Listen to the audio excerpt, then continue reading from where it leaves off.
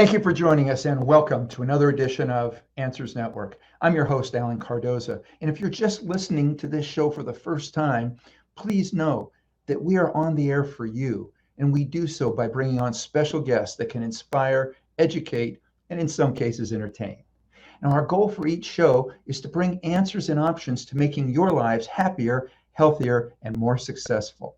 And remember, if you can't listen live, go to our website at answers.network and browse through a variety of heartfelt and enlightening topics.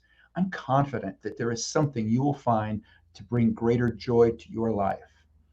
Now, I also have a favor to ask. Please forward at least one of our shows to your social media group and to someone you know who can benefit from a particular subject. And I guarantee you, this subject is one we can all benefit from, because this is just one powerful way that we can make a positive influence in the world together. Now, our topic today is also the title of our guest's new book, The Focus Project, The Not So Simple Art of Doing Less. I like it already. So whether you're an executive, a mom, a CEO, a teacher, or an entrepreneur, our guest's new book is designed to provide answers and solutions to the challenge of focusing in what is now a pretty unfocused world.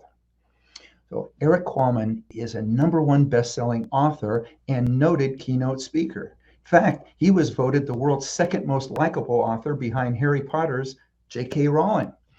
So he says that he's still trying to live up to the title of world's best dad that his daughter scrawled on a coffee mug. And I'm proud to say that my sons both gave me a similar mug that I too continue to try to live up to. Now, called the Digital Dale Carnegie and the Tony Robbins of tech, Erik has put on performances in over 55 countries and has reached over 40 million people with his books and content.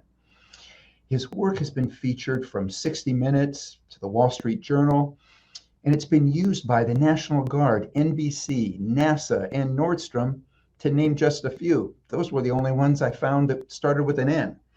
So Erik is a former sitting professor at Harvard and MIT. In his groundbreaking books, he has received an honorary doctorate degree. Erik, welcome to Answers Network. No, it's such an honor to be here, Alan, and it's great to join your listeners. All right. Well, as we were speaking about a little bit before the show started, I think we're in a time that this is even more necessary than maybe 10 years ago. The world has sped up. I thought that we were going at a speed that I needed to slow down for and spend more time with family and things, 10 or 20 years ago. And it seems like it's only got worse. Is that just me, or do you feel that same thing? I mean, just look at some of the statistics that a goldfish has a 8-second attention span and humans have a 7-second attention span. So a goldfish has a better attention span than the human. But actually, when you look back before the advent of social media, our attention span was at 12 seconds. So you can see it numerically, it's measurable, that it's a lot more harder to focus in today's hyper-connected world, whether that's social, whether that's working virtually. There's just a lot of shift that's happened. And obviously the pandemic, it was happening before, but then the pandemic threw gasoline on the fire and pulled us forward 7 to 10 years. So that's a big shock to the system. And it's really about getting back to our roots and figuring out, how do I focus on big things versus busy ones? That's a great statistic that I didn't know. And I know that I think with my kids, we watched the Finding Nemo or something like that. And I think that fish had an attention span of 3 seconds. And we thought it was hilarious. Little did we know how close we are as humans to that same thing. God. So in one of my other things that I thought about as I was reading your book, it hit me with, where were you 40 years ago when I started my own business? But just based on looking at you, I'm sure that you weren't old enough yet to be writing books. Yeah, no, I grew up in Detroit, so no book was out yet, but I did start, and it's hard to, as Steve Jobs says, at the commencement speed at Stanford. And if your listeners haven't checked it out, definitely go go check it out, because it's not like a great speech, but it teaches you the power of threes. He tells 3 stories, which we might unpack in a while here, but Mm-hmm. you only connect the dots looking back. And so looking back, people are like, have you always been an entrepreneur? Have you always wanted to write? Have you always wanted to do your thing? And at first the answer was no. I kind of got into it after I worked in corporate America. But once you look back, you go, oh yeah, I was. I didn't realize it. Yeah, I was selling, marigold seeds door to door. So just a Dixie cup of marigold seeds, 50 cents door to door. Here's some seeds. And then eventually wound up actually writing. I was a huge basketball fan. And so started a magazine at the time, because it's tough to get news on college basketball. It exists on the internet, obviously, everywhere today. But back then, it was really hard to get news on, say, the East Coast or the West Coast teams if you're in Detroit. So I started Swish Magazine, even sold some advertisement for that magazine. So you can connect the dots looking back. But that's where I was 40 years ago.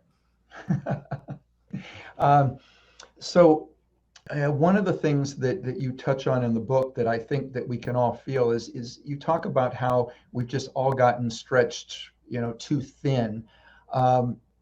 Share how you feel we've got to this point, and what we can do about it. So the book, The Focus Project, which you mentioned, thank you, it was a project. Because I was sitting here, for those listeners that don't know me, I've written 6 books, but I started off in the tech side of business. So for 20 years, 2 decades, I was on the tech side of things. I was at Yahoo back when they were kind of the Facebook of the day. I was the head of marketing at Travelzoo, took that company from private to public, our team did. And so I was always on the tech side of business. And then I wrote a book called Socialnomics. That's my first book. And so then I fell into this world of public speaking. So go around the world helping to entertain, educate, and empower people to their best life. But it started off from a tech standpoint, and then eventually evolved into more motivational, more life pieces. And so I owned my own company for 12 years. And each night I'd get home and my hair was completely on fire. And I'd sit there and pause. I go, this isn't sustainable. I'm not enjoying this. What have I created that I'm running like a hamster on a wheel and it feels like I'm not getting anywhere? That I'm running 1,000,000 miles an hour, and then tomorrow I'm going to run harder. And then my mindset is run harder and that'll solve it. And it wasn't solving. In fact, it was making it worse. So I'd pause, hit the pause button, and just started to dream. I was like, man, there's so much I have to do for all these different businesses. But what would life look like if this month I just focused on sales? If I just focused on the selling part of business, man, that'd be so liberating. What would that do for the business? And then I started to think about my personal life. What would a month look like if I got to spend the whole month just organizing the house? Just not only organize it, but the stuff that needed to be fixed, the honey to-do list, the 20 things that I had to do to call those contractors. And so I started to get really excited about, man, that would look great. And then I started to think, well, I can do it. I mean, I own the company. I'm my own boss. And then I started to reflect, wait, if I'm having problems with this, where I'm somewhat, quote unquote, control my own time, everyone must be restless. So I started to talk to school teachers and principals and students and CEOs, and they all had the same issue, that they're running 1,000,000 miles an hour. The hair was on fire, rinse, wash, repeat each day. So that's why I was planning to take a year. I wound up taking 2 years because it was so hard that I wanted to test. This wasn't a new concept, right? The new thing was it was just a little more challenging in a hyper-connected world. But as you look back, history rhymes. And so it doesn't repeat itself, but it does rhyme. And so when you looked at it, even back in the Greeks, they were struggling with focus. So I started in the Stoics, and I started to really unpack everything that's been out there, both from a research perspective. So I call that, the institutional science. And I wanted to marry that with the street science, me actually being that proverbial guinea pig. And so the first year I had 5 false starts, because I go, okay, if I'm going to have the luxury of doing this, I've got to make sure that we get enough sales. For us, it's me speaking on stage. So that there's a lot of stuff we do, but that's really the catalyst for most things. So I said, all right, if I have the luxury to do this project for a year, I've got to focus. The first one has to be on sales. So that first month, and I go, look, let's be realistic. Let's just carve out 30 minutes a day to focus on sales, 30 minutes a day. So that'd be a good start. And I failed 5 times. Like the first time I did it, I spent 18 minutes, not per day, 18 minutes for the month on sales. And so It was really hard. That's why I learned. But then after 5 false starts, then the following year, I was able to do it and take on one thing per month. But most importantly for your listeners out there, it's really about that progress over perfection.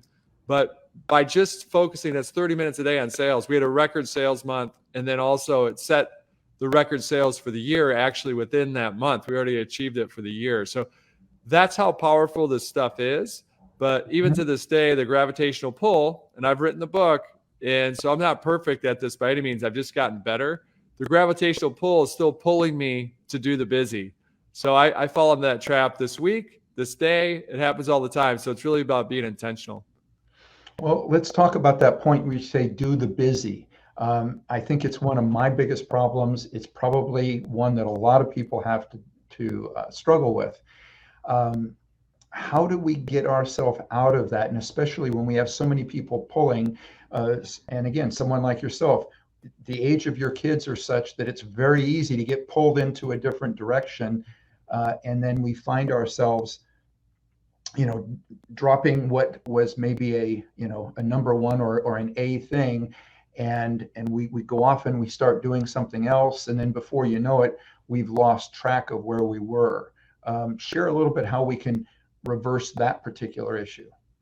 So there's a couple of ways to reverse it, but the most important is intent. So a lot of us, me included, wake up days, and this is before the project. Even to this day, I sometimes slip. So know that it's about progress, not perfection. You'll hear me repeat that a lot today, but it's about progress, not that perfection.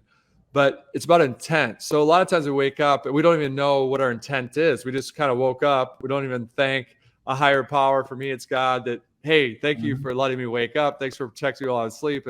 Let's rock and roll here. It is you just kind of get up and go, oh, like, what am I supposed to do? And you start reacting to things, whether that's kids' needs, whether that's email coming in. And so the key is intent. So how do we do that? So what's worked best for me, and again, I go over a bunch of stuff in the book because everyone's different, but what I found that works the best for me is the night before, I actually write down what's the one thing that if I do it well, makes everything else either easier or unnecessary. So again, what's the one thing that if I do it well, makes life either easier, everything else either easier, or sometimes I don't even have to do it. So by writing that down, it helps me sleep better because it tricks your brain into thinking I've taken care of that. So now that thing's not bouncing around in your head, that thing that you know you need to do. You're like, I've taken care of it. We'll pick it up tomorrow morning. Then when you wake up in the morning, before the day attacks you, you want to attack that item. And so that's really helpful if you can do that. Write that down and then attack that item. Set aside time so that at least you address it. I like to set aside 30 minutes. So 30 minutes, hopefully I can complete that task. A lot of times you can if it's a bigger project, but you're completing the smaller task if you break it down. We can talk more about how breaking things down so it's not overwhelming. But it's really about attacking that one thing before the day attacks you. I was talking about this at the gym. Oftentimes when I'm at the gym, people come up to me and go, "Hey, who's your guest next week?" And so I'll talk about it. And I mentioned something, and from a father that looks like he's probably about 35 years old, he said, he goes, "I'm in a state of emotional and physical exhaustion." He said, I come here in the morning, to try to, build up enough energy to be able to make it through the day. But by the end of the day, I am so exhausted that I don't feel like I'm really giving my family what they need or what they deserve. What would you tell that person? A couple things. First of all, he's right because we are like an iPhone. So that throughout the day, you're going to get drained. And that includes your body, your physical self, but also your mental self. And so it's called decision fatigue. So the more decisions you're making decisions throughout the day. By the end of the day, you're just exhausted. So that's why another reason why you want to attack that one thing first before you do kind of stuff that you can do when you're tired, like answer email. You can answer email when you're tired. A lot of the stuff that you need to attack first is more strategic in nature, or it's going to take a little more brain power. So you want to do it before you have that brain drain. So that's key. Also, when he talks about his family, is we call it cowboy scheduling. So with cowboy scheduling, if you remember the song Wide Open Spaces by the Chicks, is that it's about fencing off. So you want to fence off time for specific things and then also leave wide open spaces. So fencing off time for Okay. specific things, and you should fence off time for yourself. Again, fence off in the morning that half hour to attack that one thing. And then you should also fence off time for your family. So in Yes. this virtual connected world, those lines have been blurred to where it's very easy to continue to work at night. And so that you're at the dinner table, you're answering a work email, or you're down with a board game with your kids, but you got your laptop out and you're still kind of working. Yeah. So you're doing a disservice to yourself, you're doing a disservice to your company, you're doing a disservice to your family because you're not focused on anything in the moment. You're trying to do everything. So those would be the two main tips that I'd give someone like that. And I've suffered through it and still have that gravitational pull does pull towards me. So do that cowboy scheduling, fence off those times for specific things. And then also understand you got to attack that thing in the morning because there is brain drain. Think about your body and your mind like an iPhone. By the end of the day, it has lost its charge. You just touched on something that I hadn't really thought of when you used the term decision fatigue. And myself being a single parent for much of their life, I found that I got to a point to where, I would go into work, but I've made so many different decisions. I'm just tired of making decisions. And I find that in many people, especially single parents, that when they can then get with somebody in a relationship that's going to share some of those decisions, it seems like this great weight is lifted off your shoulders. Share a little bit about that in how maybe either by hiring the right person in the business or getting your relationship life straightened out to a point in which you are sharing these things and how much better that can be. So decision fatigue, some ways you can combat it is figuring out where you can limit your decisions. And so you can see this with Steve Jobs or Mark Zuckerberg. Steve Jobs wore a black t-shirt and Zuckerberg wore a gray t-shirt because they didn't want to make that decision. That's a decision that they didn't want to waste their mind on. So they wanted to save it for a more difficult decision. And so it could be your wardrobe. I tested it. I still do it today. Primarily, I've got green glasses. I've got a gray t-shirt. That's it. Literally in my closet, it's like the Seinfeld episode. There's just all these gray t-shirts. So I don't really have to worry about and think about what I'm going to wear. Now, again, some of you people are like, that's crazy. I love figuring out what I'm going to wear. So do you, That's what we talk about in the book is I'm going to give you a bunch of ideas. Hopefully you get one idea that's going to change your life. That's it. Or for breakfast. So I used to make scrambled egg whites. And then again, I wasn't focused. This is before the project. All of a sudden I look, I'm like, oh my gosh, I totally forgot I was cooking the egg whites. Well, it formed in the pan a frittata. So it made it one circular piece, right? So I'm like, oh my gosh. And then I go, wait, I don't want to throw this out. Let me flip this over and just try it. Well, I liked it better. And it was much easier to clean the pan. It was much easier to cook. So then I take it to the next level. When I take on the project, I go, great, I'm just going to eat the same thing for breakfast every morning. So what I eat for breakfast is that egg white frittata. I've got some lean, no salt turkey meat. And then I have some arugula, avocado, and tomatoes. And so, in a black coffee. That's it. So then every morning, I don't have to think about that. It's just rote. And when I get those supplies, it's the same thing. It's just every week. Now, a lot of you out there, that's crazy. I'd get bored eating the same thing. For me, it works. And so, again, I don't have to make that decision. It's just right there. Boom. We're making it happen. And I kick the day off. I've got at least one healthy meal before I get tired later and want to have those dark chocolate covered pretzels or whatever we're having. And before we get to one of the listener questions that's coming in, you mentioned the green glasses. Is there a story behind the fact that they're lime green? Yeah, for those just listening, these are really bright alien green, Seattle Seahawk green glasses. And so my name's Erik Qualman. So if you take your first initial last name, whenever I'd handed an email address, it was Equalman. And to be honest, I did not like it. Borderline hated it for the first 15 years of my career. Growing up in Detroit, working at Cadillac, just going into meetings, you're an intern. Oh, we need some coffee. Well, Equalman, you got a superhero name. You must be super fast. Why don't you go get the coffee? And so good-natured ribbing, but my friends would be like, Equalman. I just didn't like it. So for 15 years, I thought this was happening to me. And then in a moment in time, I realized, wait, this isn't happening to me. This is happening for me. So my second book, which is Digital Leader, was doing well. And so a magazine wanted to sit down and interview me. And for that magazine, they wanted to take a photo for the cover. And they said, hey, you've got a fun moniker with your equalman.com and your email address is equalman. Do you mind if we put some Clark Kent Superman glasses on you? I go, yeah, we can do that. That sounds fun. And they go, what's our St. Patty's Day issue? We thought it would make sense if they were green. I go, sure. I went to Michigan State. Green's a great color. Let's do it. And they bring them out. I'm like, whoa, those are really bright. And we do that photo shoot. I don't think much of it. A couple of weeks later, I fly to Kenya to give a speech or a keynote. And the first time in Kenya. So I really want to know what Kenya is all about. So the night before, I go to a rescue shelter and I'm going to adopt a baby cheetah. Not to take home, just to support the local shelter. My wife would kill me if I brought a cheetah home. But the lady that I'm with, we're driving over and she goes, Usain Bolt, the Olympic sprinter, was here 2 days ago and he adopted from the same litter that you're going to adopt from. We filmed him. We'd like to film you and kind of marry that footage together to raise more money for the shelter. Do you mind? I go, no, that's a great idea. Whatever it takes, I'm here to help. And she pauses and looks at me and goes, but obviously when we're filming, we want to make sure you're wearing your iconic green glasses. And I'm looking at her, I go, oh, I don't wear those green glasses around all the time. I'd look kind of foolish if I was doing that. And the look of disappointment on her face, I never wanted to see that again. She goes, no, that's what everyone in Kenya is expecting tomorrow. But there's a moment in time where I'm like, hey, this isn't happening to you. It's happening for you. Let's step into being equal, man.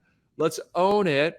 And if it helps one person out around the world, just one, then it's worth any discomfort that I walk in. And so now it's part of what we talk about on stage. It's about stepping into that discomfort. It's also if a kid asks me, hey, why do you wear those glasses? I'm like, it reminds you to be different. It's okay to be different. And it's okay if you see someone in green glasses, not to judge them, that there must be something off with that person just because they're a little different than other folks out there. So it wasn't intentional, but now we have intent to make sure that we get that message out there. And crazy enough, conferences started asking for the green glasses. And at first we go, yeah, here, you can order them here. And they go, no, we want them customized. We want you to make it easy on us. And so now we're in the world of we are in the business of making green glasses. We're closing in on 100,000 that have been distributed. Wow. So all this stuff is a long story to say my cheetah is much faster than Usain Bolt's cheetah for sure. And then also too is that you never know what's going to happen. So when that opportunity knocks, kind of step into it and just, you never know what's going to go, that journey. Yeah. And as you were saying that, the line or something that popped into my head when you mentioned talking to young people is find your own superhero. In other words, this has become mine, but we all have one in us. So yeah, I think that's a great motivation thing for kids. Okay, I've got just a couple minutes. Yeah, I love that. It's that's what we talk about on our podcast. Is it's you're all superheroes. You just need that courage to wear the cape. Exactly. So this message comes from Gerald in Illinois, and it reads, I've tried dozens of approaches to streamlining my life and business, but I still wake up every morning feeling this enormous anxiety over all the massive items on my to-do list.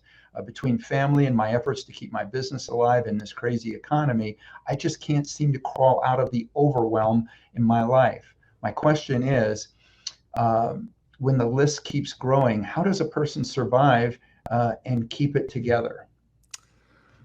Yeah, this isn't easy, and it's something that gravitational pull will always bring you back. So a couple things. One, try to make a not to-do list tomorrow. And how do you do that? Well, you've got a long to-do list. Literally write the word not on the top of it. And then I want you to go down that list and just circle the one thing that's going to make everything else either easier or unnecessary. And more times than not, that's the hardest thing. It's the thing you've been avoiding. There's a reason why it hasn't been done. If it was easy, it would already be done. But circle that one thing. Some people call it eating the frog. There's different ways to call it, but it's really circle that one thing and bring that over. Keep your to-do list. Obviously, this is kind of an exercise to just remind you that, hey, it's about focusing on that big thing, not all the busy ones. That being said, this helps me a lot. So I start to make a to-do list. It gets super long. And I know for a fact if someone were to hand me 2 extra hours a day, I'm not going to get through everything that's on that list. So a lot of people try to hack the system by getting up early. You can do that occasionally, but a lot of times you get less done. The research shows you get less done because you're tired. So you get up 2 hours early, but you actually get less done. It's the exact opposite of what you're trying to accomplish. So that's a good hack. Another hack is when I told you 2 hours, if I gave us 48 hours, we still wouldn't get everything done. So again, it's really about not time management, but more energy management. Looking at that list and then asking yourself, which of the items on here are really going to matter 5 years from now? When you do that, it helps reduce the stress as well. What's going to matter 5 years, 10 years from now? And that helps you reduce the list, or at least helps you organize it a little better. So, and no, you're not alone. Everyone we interviewed, everyone had too much to do. Every single person couldn't get to everything. And so just again, try to look at what's going to matter 5 years down the road, 10 years down the road. That helps you order the list. And then also too, try to make a not to do list. Again, you can start with writing not on the top of yours, but also a not to do list means I'm not going to answer my email before 10 o'clock, or I'm not going to check social media more than 15 minutes. I'm going to set that on my phone so that it has that alert that says we're shutting your phone down in the focus part of an iPhone app. You can actually set it so that it's, hey, I'm only allowed 15 minutes on Instagram or 15 minutes on Facebook or TikTok or whatever it is. And so that's also very helpful. And I love those, especially the one with the social media, because it seems like I can blink and an hour went by. I'm like, how did I lose an hour? I don't get it. So for everybody out there, the book is The Focus Project, The Not So Simple Art of Doing Less. And our guest is, strike a pose, Qualman. All right. So for everybody out there, stay with us. We're going to take a break. We'll be right back. You're listening to or watching Answers Network. Founded over 30 years ago to meet the needs of families in crisis, West Shield has continually focused on resolving issues that negatively impact families and businesses. Our signature therapeutic transportation service helps to ensure that adolescents in crisis are safely transported to specialized schools, programs, and treatment centers with unsurpassed experience and success. We are supported by our full-service licensed investigation agency that has legally, professionally, and compassionately located hundreds of runaways and teens. We are experienced and qualified to help, offering solutions which may include referrals to our international network of top professionals in the fields of educational consulting, psychology, psychiatry, and investigations. Simply put, West Shield Adolescent Services and West Shield Investigations are the best solutions when your family is facing a personal crisis. Call 1-800-899-8585, 24 hours a day, 7 days a week. That's 1-800-899-8585, or visit our website at westshield.com. Thank you. And we're back. Our guest is Erik Qualman. And Erik, one of the things that, or a term that at least comes from my time, is I feel like I'm stuck on the treadmill, or I'm stuck in the rat race and I'm on the wheel and I just keep going and going and going, and I feel like I'm not getting anywhere. Share a little bit about how people can get off of that. And I'd love if there's a particular success story that you have of somebody that you've worked with or that you know of that has used one of your methods and gotten off, and how it's affected their overall life. Yeah, so a couple of people have really used this system, and I use it myself. And again, it's going to be comical when I say I don't do this every day, because what I'm going to say takes 30 seconds, 60 seconds. So I get mad at myself. I go, what the heck? I mean, it only takes a minute to do what I'm about to tell you. But for a lot of people, it's game changing. So you're on the wheel, and you got to do some self-awareness. You got to figure out why you're on the wheel, or what's causing you the anxiety. What in your life would you want to cut out if you could? And again, we can. Think about it. Most of the people listening here live in America, so we have the freedom to do what we want. Obviously, there's financial pieces that we have to consider, and you have to do your taxes, stuff like that. But we also have to pause and remember, wait, okay, I'm in control here. If I'm a lion, am I chasing chipmunks, which will be fun and I can get chipmunks all day, but long term I'm going to starve to death, where I should be chasing after that antelope, that elk. And so making sure we're not chasing after all those chipmunks. So what you can do at the end of the day is write down systematically, and you can do this on a Google sheet, you can do this in Excel. If you want to use paper and pencil, it doesn't matter. I like to use a digital means because then I can track it better over time. And so for me, I use a free tool, Google Sheets. And so I have a column. On the left column is just the date. And then the next column is a column just for a number, and I'll go over that in a second. And then the third column is just commentary. So first column's date, second column, I'm going to put in there +1, +2, +3, -1, -2, -3. Was the day a +1? Was it a pretty good day? +1. Was it a great day? +2. Incredible, amazing day. My brother had his third kid, whatever it is, +3. Then -1. Hey, wasn't my best day. -2. Pretty bad day. -3. Terrible day. Maybe someone passed away. But it's really about writing that down each and every day. So +1. It's never neutral, never 0. You didn't hear me say 0. So +1, +2, +3, -1, -2, -3. Then on the right is the qualitative piece. What made it so? So, and hopefully in time, you've got a lot of pluses, but what made it such a great day? And you're going to start to see a pattern. Or what made it a negative day? And if you do this long enough, you're going to start to see patterns. Oh, this is what's causing a negative day. I feel out of control with my time. Why do I feel out of control with my time? Because my calendar is completely scheduled. Or I'm saying yes to too many things. And we can unpack that in a second, how to say no better when you're a people pleaser. So write that down. Now, what I've taken, what I've started to learn over time as well, is that I try to write down the night before why the day will be a +3. So always the night before, right? It's going to be a +3 tomorrow.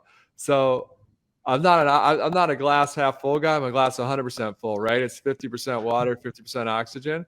So, because the other side of that doesn't do you any good being a pessimist. So it's really, it's about looking at it from the night before. I write down +3, and I write down why it's going to be a +3. Oh, I'm going to coach my girls in basketball, and we're going to win the game, or whatever it might be. Or they're going to improve, not win the game. They're going to play like champions and play better than they did the week before. And I'm going to write for a half hour. So I'm setting myself intentional what I'm going to do, but also I'm putting in the, hey, it's going to be a +3 because X, Y, Z. I like it.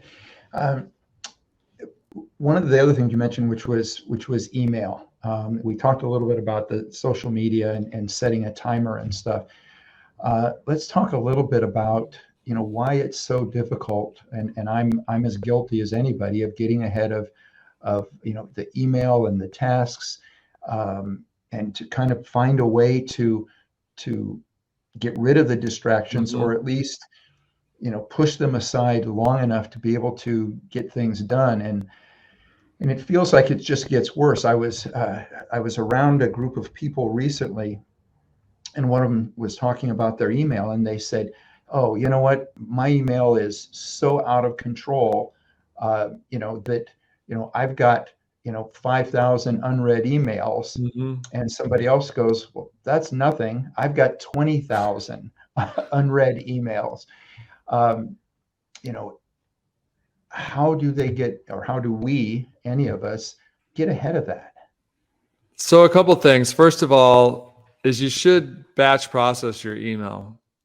So you should set up preferably this works for most, is set up 2 times during the day to batch process the email. So here's the half hour I'm going to batch process my email in the morning. Here's the half hour I'm going to batch process it in the afternoon. I know some of your listeners are laughing and go, an hour, I need like 5 hours. But that's intentional. So you've got to get pretty good at not answering all the email. Because think about the person at the top of your organization, these people, we've interviewed them, they have 50,000 employees. They're not better at focus inherently than all of us. They've just set up systems and processes in place to deal with it better. And so part of that system is, first of all, and also those folks, what do? You probably get like a 1-word response from them, or a 1-sentence response. So first and foremost, try to batch process it. For a lot of you, that'll help a lot. so that you're only checking it and batch processing at certain times during the day. And don't do it first thing in the morning, because that's when you want to use your brain, what we talked about earlier in the show. So set it up. Maybe it's 10 o'clock in the morning. Maybe it's 2 o'clock in the afternoon. So batch process your email. When the email comes in, the first question you should ask is, does this merit a response from me? Do I need to respond? A lot of times the answer is no.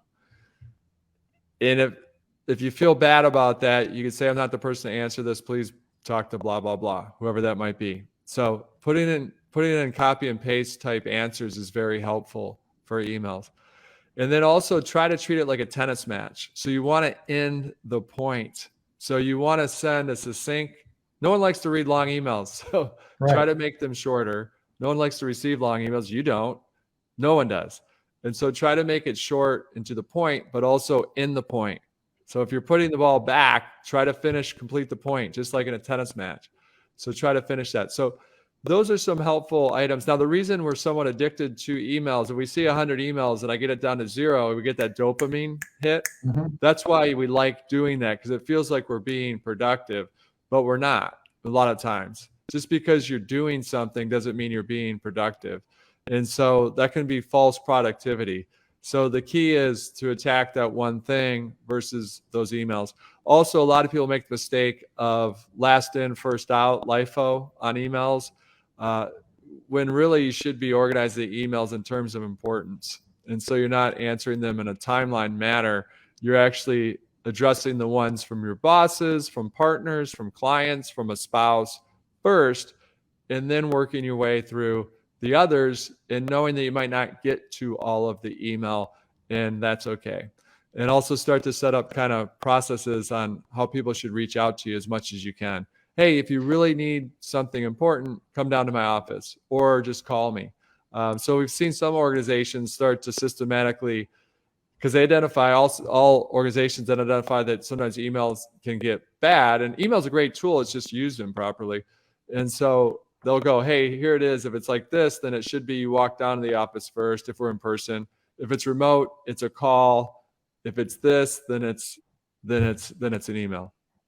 Yeah, when you mentioned the call, you touched on kind of one of my own personal pet peeves, but it's with texting. And, I'm a little older than most, so I come from a world of picking up the phone and using it to actually call somebody. The text messages that are like 200 words drive me crazy. And it's like, I want to just answer going, please pick up your phone and call. Because I don't know that I need to read all of this. Is there any suggestion from the standpoint on how we can limit those things? Yeah, I mean, with the younger generation, especially, give them some grace, especially the generation that kind of was growing up during COVID. So they're just used to texting, is they might not even understand that it's actually easier to have that phone call rather than typing with their thumbs. Even though they're fast on it, it's long, it's crazy. So a good text to say, hey, will this be easier for both of us, or quicker is a good word. Would it be quicker for both of us just to have a call right now? You do want to ask that, especially to the younger generation, because if you just pick up the phone and call them, like, what? This is why I'm texting you. Why are you calling me? Is that you got to ask them, but you phrase it as, hey, would this be quicker for us to resolve on the phone? And more times than not, that answer will be yes. And then they'll start to get in the habit of, wow, that was a lot easier just to resolve it on the phone than texting. I like that. And you can walk and talk. That's the thing we talk about in the focus book, is that to help your focus, is the beautiful thing about this technology is that you take advantage of it. That if you are working remote, if you're not taking advantages of working remote, then it's just a nightmare scenario. You're not getting the benefits of being in the office with people and having that camaraderie. You're just doing the stuff that's not very fun to do at home. You're just in front of a screen all the time. And so when you can, most people want to walk and talk. So, hey, can we make this meeting a walk and talk rather than a Zoom meeting? Can we make it a walk and talk? And then you're both, oh, that's a dog barking. Got it. I know you're in the woods. I'm in the woods. We're seeing green. It helps our focus. So just by seeing the color green, it actually helps your focus. Being in nature helps your focus. So take advantage of those opportunities when you can, and do that walk and talk. See, and the whole idea of green, so that must have been something for the glasses also. But that makes perfect sense because it's also something that's very healthy for us to do as well. So I love that. We've got another question that has come in. This one reads, there are a few daily practices I do, such as Qigong and structured breathing, that have helped me to regain my clarity and calm. Unfortunately, my workaholic husband masks his stress, preferring a couple of drinks before bed. I'm very worried about him, his memory, and his ability to focus. Can you share any ideas or methods from your book that might help me help him? And this says, thanks so much from Nina in California. Yeah, Nina, that's a great question. I need to do more of this. I need to do more breathing, more yoga, because when I'm researching the book, the one way to grow gray matter in your brain, which helps with memory, is to meditate. But most of us that are already thinking, I've got this long to-do list, I can't meditate. I can't afford time to meditate. But when you meditate, it allows you to calm. It reduces the stress. It also helps grow that gray matter. So it's counterintuitive, but it actually makes you more productive long term as you start to breathe. And also, the folks that do yoga and meditation are better at doing what I'm going to describe in a second. Is throughout the day, you should have pauses, basically pause and breathe and ask yourself, what am I doing right now? And what should I be doing? Sometimes it is the thing you're doing, but more times than not, you'll catch yourself like, what am I doing right now? Oh, I'm scrolling through TikTok. What should I be doing? Oh, I want to be a published author. Why aren't I writing a sentence for the book? Why am I pushing that out? Why am I not attacking the thing I should be attacking? So again, Nina, keep doing what you're doing. But in the book, yeah, it'll go in and hopefully it helps your husband realize, hey, I think this is working for me. But actually, alcohol, people think it helps you sleep. It's actually the opposite. It doesn't help you sleep. When you have drinks, that's a big misnomer. Multitasking is another big misnomer, that it doesn't make you more productive. It makes you less productive. We can unpack. And in fact, let's go into that second. So if you're multitasking, your IQ can drop up to 15 points. And my dad's always quick to say, son, you can't afford to lose those 15 points. That's a lot for you. So make sure you don't multitask. But what you're doing is you're switch tasking. You're not multitasking. Your brain's trying to figure out what's more important, A or B, A or B. And in that moment of switching, that loss of efficiency is it's equivalent of not sleeping for 36 hours, or teams, your productivity can drop up to 40%. So one of the easiest ways to actually increase our productivity and have better health benefits as well is to single task, single task, single task. Easier said than done. Literally every day, I've now known this for 12 years, I catch myself multitasking. But because you have that breath, Nina, and pause and go, wait, why am I multitasking? I got a single task. I'll get more done. I'll be happier and healthier. So a lot of our listeners out there, we're recovering multitaskers. So just stick with it. Every day is not going to be perfect, but more days than not, try to be on the better side of that, where you're like, I'm going to single task, because that means I'm going to get more done and be happier and healthier. And I love that. And I love what you said in regards to meditation, because that was one of the things that I used to deal with some of my issues with multitasking. And again, I was raised in that area of, if you can multitask, you should wear it as a badge of honor, that, well, I'm so smart, I can do all of these things. And I realized that I was doing many things, just not all that well. But in fact, I use one, and I'm not sponsored by them or anything, but it's called Balance. And it has helped me greatly. And along with what you were saying earlier, one is to use it at night. That kind of helps me get a lot of the other things that have been weighing on me out, just clear myself so that I can get better sleep. But then the first thing in the morning, I get up and I go through I go through some of my own mantras, but I also go through some of the ones that are part of that Balance website, and they call it foundations, but they can take you in a particular direction that I have found very beneficial. And it's another one of those things I wish I knew 40 years ago. No, that's really, really good insight. And when you think about it, another thing that I learned over the last couple of years is that I've got this vision that when I'm going to meditate, okay, I'm rolling out the nice mat. I've got the waterfall in the background. I've got the music going on, but come on, that's not practical. So that happens when it can, but more Right. times than not, you got the kids running around, everything's happening. So anything's better than nothing. So honestly, I find myself meditating the most on airplanes. That sounds crazy because No? it's loud, but it's really just, all right, I'm sitting here. I'm just going to pause. I'm going to breathe. And then my mind's going to be going a million miles an hour. It's tough for me to get in that state, but the more people I talk to, it's the same, that it's natural for those things to pop in your head and go, oh, I'm thinking about this. I'm thinking about, oh, I got to write that speech for the stage tomorrow. Oh no, okay, I'm not supposed to be thinking about that. All right, then you get like 10 seconds of kind of that Zen time. Then something else pops in your head. It took me a while to realize that's just natural. And then in time, you do get better at it. But it could be you meditate just when you're waiting for the train or the bus. So just try to find those short moments that you don't have to. The reason most of us don't meditate, or especially speaking for myself, is I always used to think, oh no, I've got to have that hour of complete peace and quiet, and I've got those candles lit, but that's not really practical. When I can do that, obviously I do, but just give yourself some grace. That's the number one thing when it comes to all this stuff is give yourself some grace. I think one of the meditation points that helped me when you just talked about the idea of we get another thought, and oh, that's right, I'm flying here to do this, or I'm flying here to do that.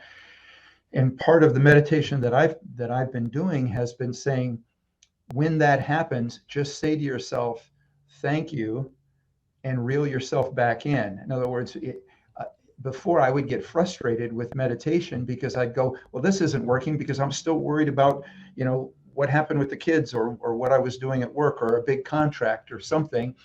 And it allowed me to just go, thank you, and where was I, and bring it back. And I think that was one of the most helpful things for me. And like you said, acknowledging that even if I only have 10 minutes, I can do quite a bit in 10 minutes.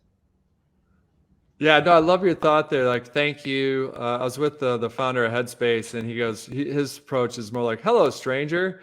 Thanks for joining, but I'll see you in a little bit. And then like let them pass through like they're crossing the street. So you're on your car, and that's just someone that just crossed the street.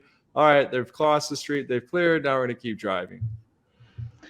Well, Erik, I got to tell you, speaking of time, I wish we had like another hour.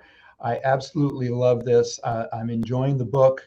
And for everybody out there, if you get the opportunity, I can't think of anybody that I know that doesn't want to be able to have more quality time. And that's what I see this book doing. And it's the one thing that we can't replace, we can't buy, is more quality time. And that's the vision that I get when reading this book. So again, it's called The Focus Project, the not so simple art of doing less. And I assume that you can get it at any bookstore and so on, or which probably I'll share the website. The website is equalman.com. So just when you think about the green glasses and you think about a superhero, think about equalman.com, and you can not only go there to get the book, but there's all kinds of other information that can be very helpful. Erik, share with me kind of if there's anything else. One more thing to share. Yes. Yeah, I'll keep this tight, but again, progress over perfection. Life's a roller coaster, so it's going to go up and down day to day. But as long as you're having more good days than bad at focus, then you're going to get better at this thing, and that line continues to go up. And the number one thing that the top thought leaders, successful people all share is they're pretty good at focusing, not because they're inherently better at it or have DNA, is because they essentially say no to almost everything. And that allows them to say yes to the big opportunities. And so get systems in place to say no. Most of us are people pleasers. It's tough for me to say no, but I've practiced this enough to where it's been a huge benefit to me, to where you can have a copy and paste email. Hey, this sounds like a great opportunity. I apologize, but I have to turn it down because I'm heads down on writing my next book. So whatever it might be for you, if it's not a hell yes, it should be a hell no. So again, if it's not a hell yes that you're super excited about it, it should be a hell no, because you think you have this unlimited inventory of yeses that come up in time down the road. But guess what? It's not going to get any better when that thing approaches. That you said lukewarmly, yeah, I should probably do that. If it's not a hell yes, it should be a hell no. And if you take anything away, that's the power of saying no. I love it. In fact, if there was any one thing that I needed to take away from the book, it is that point right there. So I thank you so much, Erik. And again, for everybody out there, you can go to the website is equalman.com. The book is The Focus Project, The Not So Simple Art of Doing Less. Erik, thank you so much, not just for coming on the show, but for putting something out there that makes a positive difference in everybody's world that takes the opportunity to read it. Thank you, Alan. I appreciate it. I appreciate all you listeners out there. And remember that kind is cool. I like that too. All right. And for everybody out there, be with us next week, because we're going to be joined by the author, Jim White, as he shares his new book, How to Be the Parent Your Teenagers Need You to Be, without all the fighting, frustration, or fear of doing it wrong. And visit our archives of past interviews at answers.network.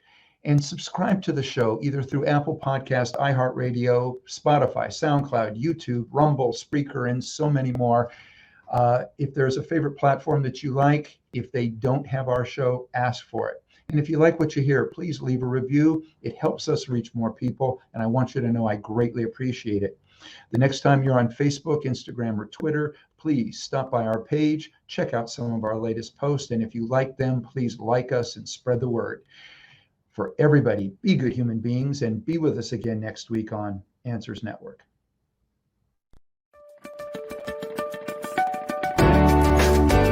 You're listening to Answers Network with Alan Cardoza, only on LA Talk Radio.